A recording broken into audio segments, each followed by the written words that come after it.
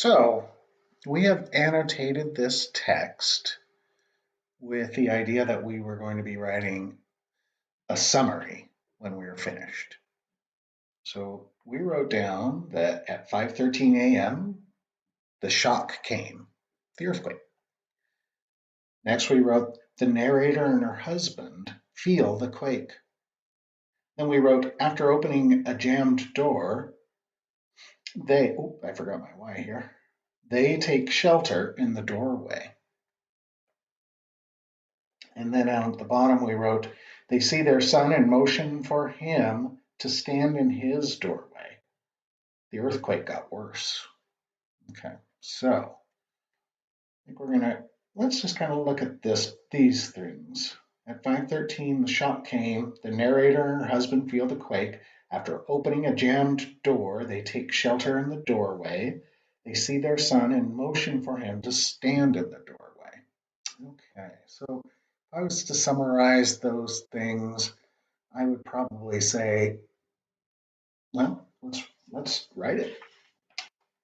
So I'm going to get my piece of paper. I'm going to start my summary with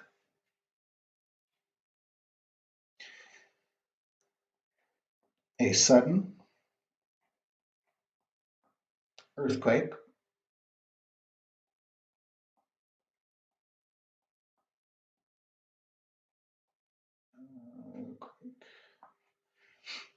shakes Emma Burke's home.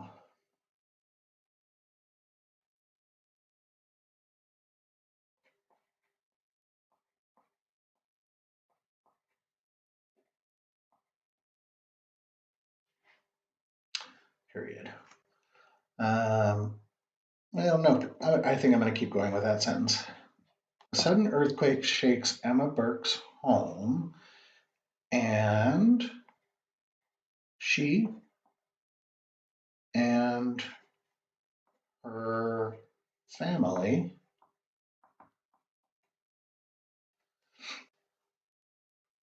take shelter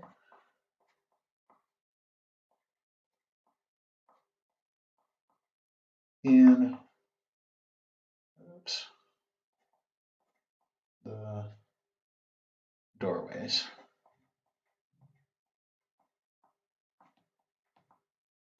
Okay, so, sorry about that. I wasn't on. So this is what I wrote. I was planning to skip lines just for neatness, but I ended up making a mistake and putting this last part of the sentence right underneath. But that's okay. A sudden earthquake shakes Emma Burke's home, and she and her family take shelter in the doorway. So we've kind of taken these notes and summarized what's happened so far. Okay, so let's see, how would we say what happens next? The earthquake got worse. The narrator, her husband, and her son watch the floor and ceiling move from the quake.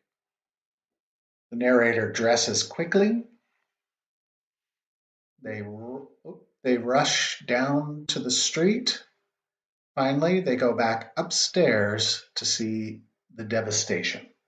So we've kind of mapped that out, but here we're gonna talk about how this author used such descriptive language too. So let's start with. So we're going to continue with our summary. This time I'm going to skip a line. The earthquake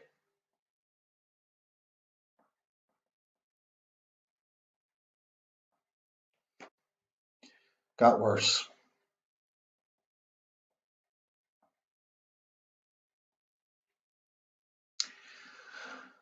The narrator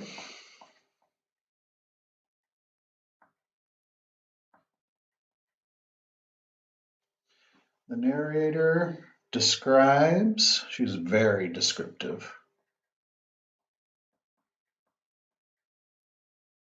She describes the sights, what they all saw, the sights. She also describes sounds.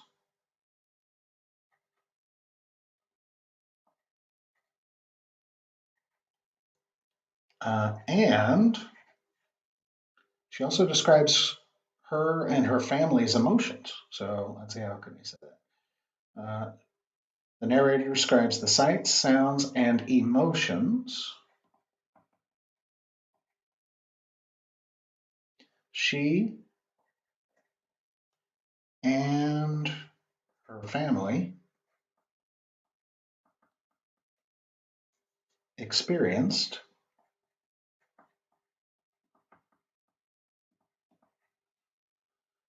when they woke up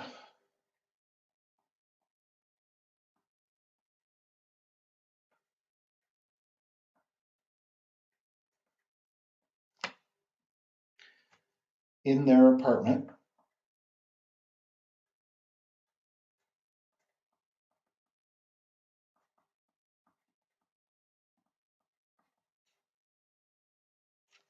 the morning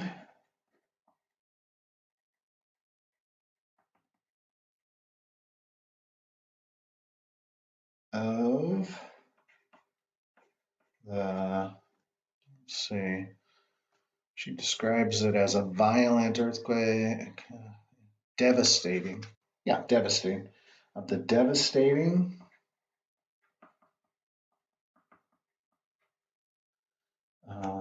1906 San Francisco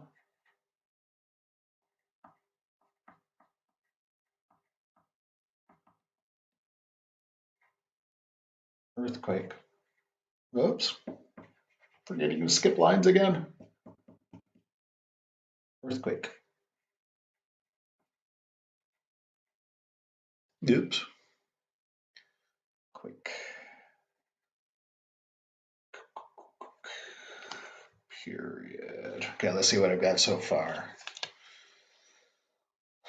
A sudden earthquake shakes Emma Burke's home, and she and her family take shelter in the doorways. The earthquake got worse. The narrator describes the sights, sounds, and emotions she and her family experienced when they woke up in their apartment the morning of the devastating 1906 San Francisco earthquake.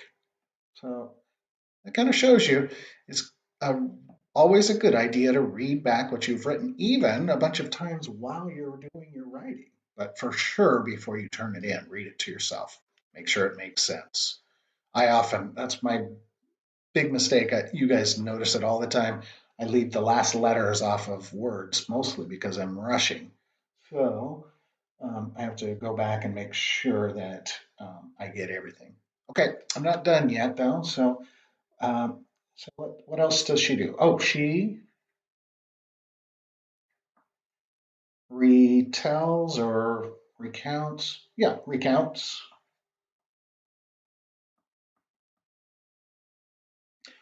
the. They're very scared. The earthquake was very terrifying. The terrifying.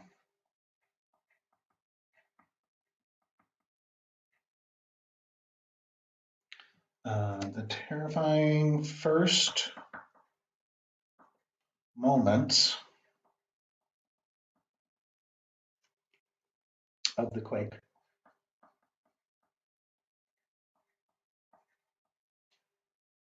And the families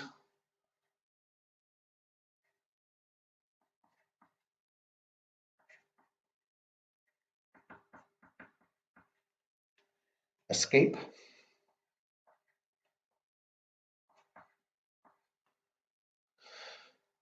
from their apartment.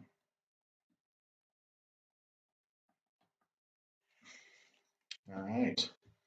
So I'm going to reread, make sure it makes sense, make sure it says what I want it to say. All right. So this is my summary.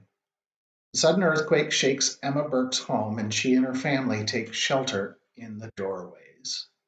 The earthquake, I'm going to use an E at the end. The earthquake got worse. The narrator describes the sights, sounds, and emotion she and her family experienced when they woke up in their apartment the morning of the devastating 1906 San Francisco earthquake. She recounts the terrifying first moments of the quake and the family's escape from their apartment. Okay, so let me get my notes back out to make sure I've got everything I want. Oh, I'm running out of time on the video. Okay, I'm going to stop it here. We will talk about it again in the next video.